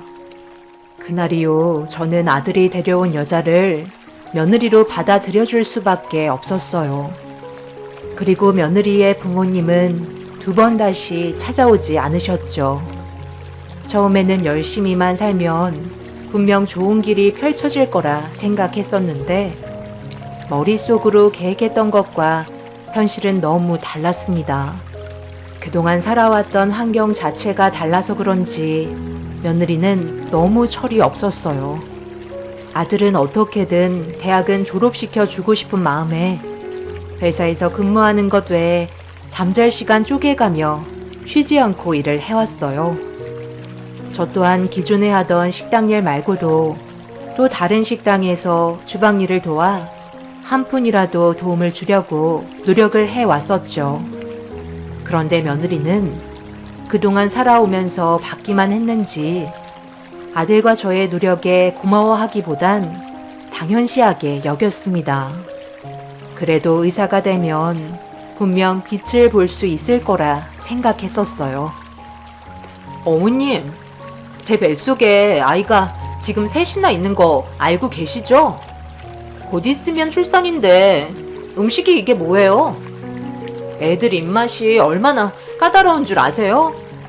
셋 다 입맛이 다 달라서 골고루 먹어야 하는데 왜 항상 고기 반찬은 빠져 있는지 모르겠어요. 제가 소고기 먹고 싶다고 며칠 전부터 얘기했었잖아요. 그거 해주는 게 그렇게 어려운 건가요? 솔직히 원하는 걸 먹을 수 없다는 게 너무 짜증이 나요. 몸도 무거워서 요즘 학교도 못 가고 집에만 있는 제가 얼마나 우울한지 아세요? 저도 더 이상 양보 못해요. 오늘은 무조건 소고기 먹어야겠어요. 이렇게까지 찢어지게 가난한 삶을 살 거라곤 정말 몰랐어요. 그래도 먹을 건 잘 챙겨 먹을 줄 알았는데 같이 살아갈수록 실망만 커지는 것 같아요. 이제야 저희 부모님이 무슨 말씀하시는지 충분히 이해하겠어요. 며느리는 궁핍한 생활을 많이 힘들어 했었어요. 금전적으로 자유롭지 못한 생활에 적응을 하지 못하고 있었어요. 며느리는 시간이 지날수록 성격이 점점 날카로워졌고 아들과도 싸우는 일이 빈번하게 발생이 되면서 무너지는 가정을 지켜만 봐야 했네요. 며느리한테 좋게 얘기하면서 아들과 제가 최선을 다해 노력하고 있다는 말에도 며느리는 아기 새 마냥 입만 벌리고 있었습니다. 결국 불만이 한가득 쌓여있는 며느리에게 저 또한 좋은 시선을 줄 수 없었고 안 좋은 분위기를 지속적으로 끌고 가고 있는데 며느리의 진통이 시작되면서 또 다른 전개로 흘러가고 말았습니다. 며느리는 새 쌍둥이를 제왕절개로 낳았는데 당연하게 생각했던 엄마의 모습을 보여주지 않았고 아이들을 거부하기 시작했어요. 10달 배 아파 낳은 자식을 쳐다보려 하지도 않는 모습을 예상하지 못한 저는 당황스럽기만 했었죠. 그래서 세상 밖으로 나온 아이들은 엄마 젖 한번 물려본 적 없이 분유로 배고픔을 달래야만 했어요. 왜 이런 모습을 보여주는 건지 이해할 수가 없어 대화를 시도했네요. 네가 힘들게 배 아파서 낳은 자식인데 불쌍하지도 않아? 아이들이 배고파하는데 분유가 말이 된다고 생각하니?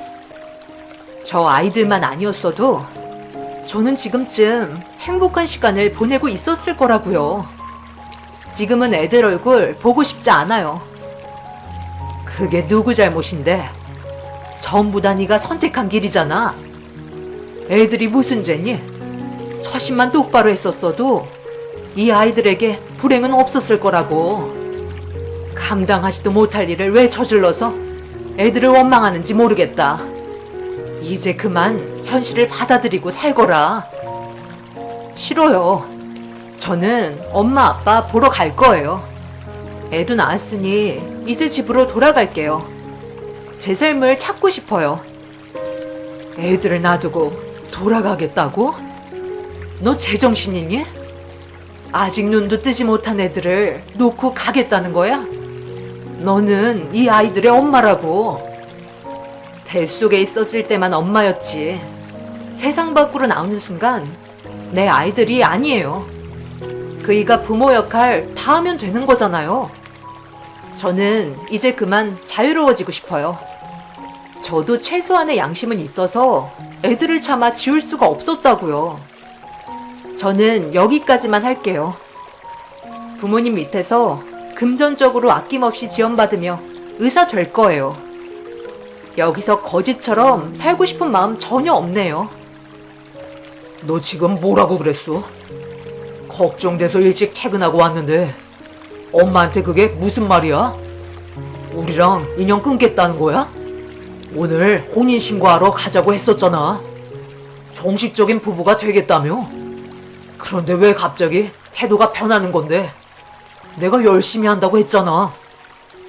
부모님 말이 맞았어. 열심히 한다고 발버둥 쳐봤자 우리는 가난해서 벗어날 수 없어. 어떻게든 나는 의사가 될 순 있겠지. 그럼 뭐해? 평생 당신이랑 애들 뒷바라지하며 어머님까지 돌봐야 하는 내 인생 너무 처참하잖아? 그래서 새 출발할 거야. 내가 애들한테 젖을 물리지 않는 이유도 더 이상 몸매 망가지지 않고 싶어서야. 혹시 알아? 나중에 능력 좋은 남자 만날 수도 있잖아. 며느리는 대책 없는 행동을 보여줬고 잠시 뒤 산후조리원에 사돈분들이 찾아오셨어요. 미리 연락이 취해졌던 것 같았네요. 사돈어른은 며느리를 부축해 밖으로 나가려 하길래 제가 말리려는 순간 사부인이 저를 밀치면서 무서울 정도로 노려보셨고 나중에 다시 대화하는 게 좋겠다며 따로 연락 주겠다는 말을 끝으로 며느리를 데리고 밖으로 나가버렸네요. 아들이 그 뒤를 따랐지만 아무런 소용이 없었습니다. 새 아이들만 남겨둔 채 정작 직접적으로 돌봐줘야 하는 엄마는 자리에 없다는 게 너무 충격적이었네요. 결국 아이들을 데리고 집으로 돌아올 수밖에 없었습니다. 그런데 사돈댁에서 추가적인 연락이 오지 않아 어떻게 된 상황인지 파악하기 위해 아들에게 물어봤지만 만나주지 않고 있다며 괴로워하고 있었어요.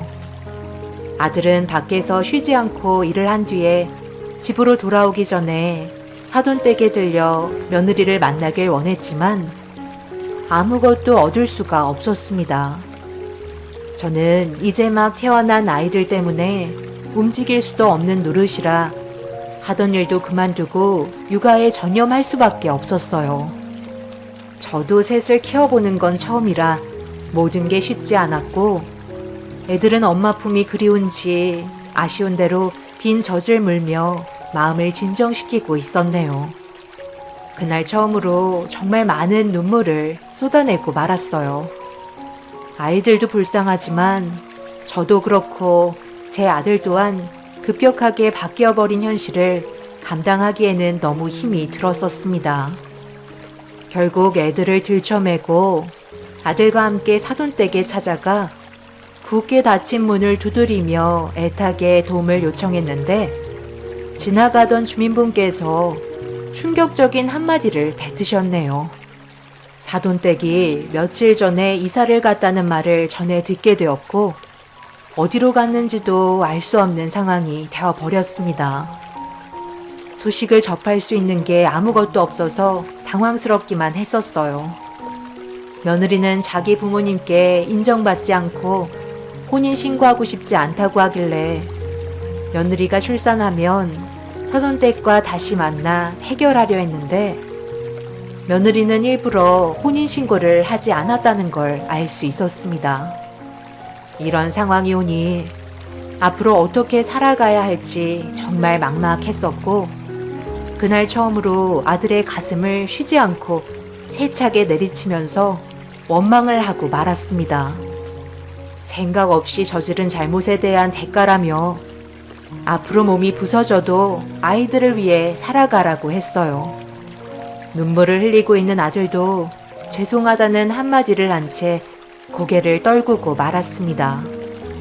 저도 새 손녀들을 키우기 위해 악착같이 돈을 벌면서 사돈댁과 연락이 닿을 수 있는 방법을 찾아봤지만 그때 당시 돈도 없었을 뿐더러 세 딸을 키우는데도 정신이 없어 사돈댁을 찾는 건 그냥 포기하고 살았었어요. 그렇게 아들과 저는 물불 가리지 않고 돈이 되는 것들은 무엇이든 해오며 살아왔었네요. 세 딸들은 이런 고마움을 알고 있는지 학교 생활도 열심히 하면서 한 번도 실망시키지 않았었어요. 세 딸들 전부 전교에서 10등 안에 들어갈 만큼 공부를 정말 잘했었죠. 항상 하는 얘기가 다음에 커서 의사가 되겠다는 말이었어요. 피는 못 속인다고 그 길을 뒤따라가려는 걸 보니 기분이 참 묘했었죠. 함께 똘똘 뭉쳐 살아오면서 서로 싸우는 일도 많았고 또 좋은 추억도 많이 쌓으면서 지지고 볶다 보니 어느새 손녀들은 20살 성인이 돼서 좋은 대학에 진학을 했고 의사가 되기 위해 한 걸음씩 밟아가고 있었네요. 아이들을 키우면서 단 한 번도 후회해 본 적 없었고 그동안 큰 사건, 사고 없이 잘 커준 것만도 정말 감사했었어요. 그런데 아이들과 저녁 한 끼 하기로 약속을 잡았던 어느 날 대학교 앞에서 애들을 기다리고 있는데 차량 한 대가 학교에서 나오다가 저와 부딪힐 뻔한 위험한 순간이 찾아왔고 운전을 하던 차주가 놀라서 넘어진 저에게 급하게 다가와 괜찮냐며 제 몸 상태를 살피는데 눈을 마주치자마자 경악을 하고 말았습니다. 너는 미선이 아니니? 그러고 보니 너도 예전에 이 학교에 다니고 있었지? 너는 엄마라는 게 애들을 버리고 도망을 가? 20년 동안 내가 얼마나 힘들었는지 알아? 석찬이는 얼굴이 반쪽이 되어서 지금까지 쉬지 않고 애들을 위해 죽어라 일만 하고 있다고. 20년 전에 있었던 일을 이제 와서 어쩌라는 거예요? 저는 여기 학교에 초대받아 잠깐 강의하러 왔던 것 뿐이라고요. 그리고 그 사람이랑 혼인신고도 하지 않았었는데 뭐가 문제라는 거죠? 저는 이미 새 출발했고 능력 좋은 다른 사람과 결혼해서 떵떵거리며 잘 살아가고 있어요. 더 이상 제 인생에 관여하지 않았으면 좋겠네요. 그 애들 얼굴 보고 싶지도 않고 엄마라고 생각해 본 적 단 한 번도 없었어요. 사람 사는 환경이 얼마나 중요한지 그때 뼈저리게 깨달았다고요. 지금 제가 많이 바쁘거든요. 부딪히지는 않은 것 같고 그냥 혼자 놀라서 넘어지신 것 같으니 10만 원 정도면 되죠. 무릎 까진 거 치료나 하세요. 20년 만에 처음 본 며느리는 그때나 지금이나 성격이 변한 건 전혀 없었어요. 좋은 차량에 부티 나는 옷을 걸치고 있는 걸로 봐선 아주 잘 살고 있는 듯 보였습니다. 그리고 자신이 바라던 의사가 됐는지 손녀들이 다니고 있는 학교에 강의를 하러 왔다는 말에 서로 마주쳤을지도 모른다는 생각을 하게 되었네요. 새 쌍둥이라 분명 알고 있을 거란 느낌을 지울 수 없었고 급하게 멀리 사라져가는 며느리 차를 바라보면서 힘들게 몸을 일으켰는데 아무리 기다려도 손녀들이 오지 않길래 전화를 걸어보니 연락이 되지 않았어요. 그리고 잠시 뒤 학교에 일이 생겨서 오늘은 함께 할 수 없을 것 같다는 문자 한 통을 받아 어쩔 수 없이 집으로 돌아갈 수밖에 없었네요. 그렇게 한참 뒤에 집으로 돌아온 손녀들을 바라보며 무슨 일이 있었냐고 물어보니 학교에서 추가적인 강의를 들어야 하는 게 있어서 어쩔 수 없었다며 셋 다 방으로 급하게 들어갔어요. 분명 무언가를 숨기고 있는 것 같았지만 애들이 저에게 말을 걸기 전에는 아무 말 하지 않고 침묵을 지키고 있었습니다. 제 손녀들과 며느리가 서로 엮이지 않길 바랄 뿐이었어요. 좋은 상황은 만들지 못하기 때문에 그냥 조용하게 지내는 게 좋을 것 같았죠. 아들한테는 이 사실을 알려야 할지 말아야 할지 한참 동안 고민을 하고 있었고 손녀들은 저녁 늦게까지 방에서 나오지 않고 있었습니다. 함께 살아가면서 각자 바쁜 일들이 너무나도 많아 조금의 대화도 제대로 이어갈 수 없다는 현실이 참 안타까웠어요. 그래도 손녀들은 앞으로의 미래를 위해 한 걸음씩 밟아 나가는 모습을 보면 대견스러웠습니다. 결국 저는 퇴근한 아들한테 며느리와 마주쳤다는 말을 할 수가 없었고 아들은 많이 피곤했는지 씻고 바로 깊은 잠에 빠져들었네요. 그날 저는 쉽게 잠에 들지 못했어요. 그렇게 아침이 밝았고 언제나 그래왔듯 똑같은 일상을 보내고 있는데 손녀들이 학교에 있어야 할 시간에 집으로 돌아왔네요. 그리곤 어디 가야 할 곳이 있다며 저와 함께 택시 타고 어디론가 급하게 향하기 시작했어요. 그런데 그곳에 꽤 많은 사람들이 있었고 자세히 보니 종합병원이 개원 행사를 하고 있었습니다. 손녀들은 아무 말 없이 저를 조용한 곳에 두곤 잠시 기다리라며 어디론가 향했어요. 그리고 잠시 뒤 충격적인 광경이 제 앞에 펼쳐졌고 손녀들은 20년 만에 만난 자기 친생모를 내 앞으로 데리고 왔네요. 교수님, 인사하세요. 저희 할머니세요. 지금까지 뼈를 갈아가며 저희 셋을 키워주셨어요. 그래서 허리도 많이 굽으셨죠? 지금 너희들 뭐 하는 거야? 여기가 어떤 자리인지 몰라? 당장 안 나가? 초대하지도 않았는데 여길 왜 찾아와? 저희한테 할 말 없으세요? 20년 만에 만났는데 계속 모른 척 하실 거예요? 강의 오셨을 때부터 뭔가 이상하다고 느끼고 있었는데 저희가 모르고 있었던 것 같아요. 학교 정문 앞에서 저희 할머니랑 대화 나누는 거 전부 다 듣고 있었어요. 20년간 힘들게 저희를 키워주셨는데 꼴랑 10만 원 던져주고 급하게 사라지셨더라고요. 그때 엄마였다는 사실도 충격이었는데 할머니한테 하신 행동은 더 충격이었네요. 20년간 할머니와 아빠는 저희 셋을 키우기 위해 식모처럼 살아오셨어요. 엄마라는 사람은 20년간 아주 잘 먹고 잘 싸고 두 다리 뻗으며 살아왔었나 봐요. 얼굴에 기름이 흘러 넘치네요.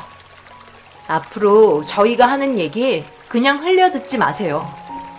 당신의 인생은 순식간에 나락으로 떨어질 수 있으니까요. 당신한테 새 쌍둥이 딸이 있다는 걸 남편 되시는 분은 전혀 모르고 계시나 봐요.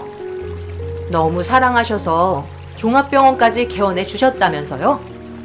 그럼 돈도 엄청나게 많으시겠어요? 결론만 얘기할게요. 지금 당장 할머니 통장으로 8억 넘겨 드리세요. 그렇지 않으면 개원식 날 당신 딸이라는 거 전부 폭로해 버릴 거예요. 그리고 할머니한테 이 자리에 무릎 꿇고 사과하세요. 진심이 담기지 않는 사과를 하신다면 마찬가지로 당신 인생은 끝날 줄 알라고요. 며느리는 얼굴이 사색이 돼선 아무 말도 하지 못했고 시간을 달라는 말에 손녀들은 시간을 줄 수 없다며 지금 당장 해결해주길 바라고 있었어요. 개원식 시간은 점점 다가오고 있자 불안했는지 저한테 무릎을 꿇으며 용서를 구했습니다. 20년간의 세월 동안 고생한 걸 생각하면 용서해주고 싶지 않지만 저는 든든한 손녀를 셋이나 두었기 때문에 흘러버린 세월만큼 더 이상 아무 말 하지 않았어요. 며느리도 현재 자신의 가정을 깨고 싶은 마음은 없었는지 자기 딸들의 말을 순순히 따랐고 손녀들은 며느리와 함께 은행을 찾아가 제 통장으로 8억을 이체시켰습니다. 그제서야 손녀들은 며느리를 돌려보내줬네요. 넋이 나간 며느리는 개원식이 시작되자 급하게 자리에 참석하며 종합병원 홍보 영상 앞에 앉아 많은 사람들의 축하를 받으면서 영상을 관람하고 있는데 갑자기 영상물이 멈추더니 다른 화면으로 전환이 되면서 저와 며느리가 학교 앞에서 마주쳤던 영상이 틀어졌어요. 고개를 돌리자 손녀들이 녹화해둔 영상을 재생시키고 있었습니다. 많은 사람들은 술렁이기 시작했고 잠시 뒤 새 손녀들의 모습이 담긴 영상물이 틀어지면서 자신들이 친딸이었다는 진실을 털어놓고 있었네요. 그 모습을 본 며느리는 경악을 했고 당장 영상을 끄라는 말에 며느리 옆에 있던 현 남편 되는 사람이 건들지 말라고 소리치며 영상을 끝까지 보고 말았습니다. 한순간에 모든 게 무너져버린 며느리는 그 자리에 주저앉아 초점을 잃어버린 상태로 넋이 나가 있었네요. 그날 온 집이 난장판이 되었고 종합병원 개원식은 취소가 되고 말았습니다. 그렇게 모든 사실이 밝혀지자 며느리의 현 남편은 부부관계를 다시 생각해보는 게 좋겠다며 그 자리에서 떠나고 말았네요. 손녀들은 자기 친 생모 앞에 다가가 아직 끝난 게 아니라며 복수의 눈빛을